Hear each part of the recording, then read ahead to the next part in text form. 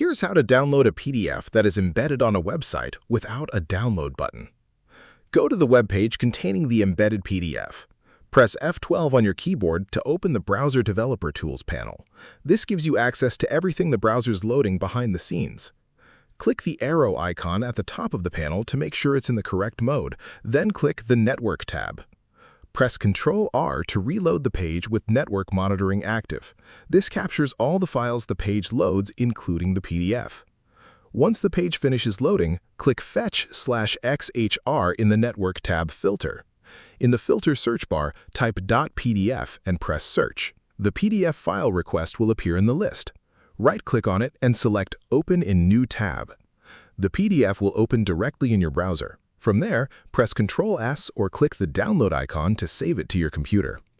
A note, this method works on most standard embedded PDFs. Some sites actively block access to their PDF files through server-side restrictions, in which case this method will not retrieve the file regardless of what the developer tools show.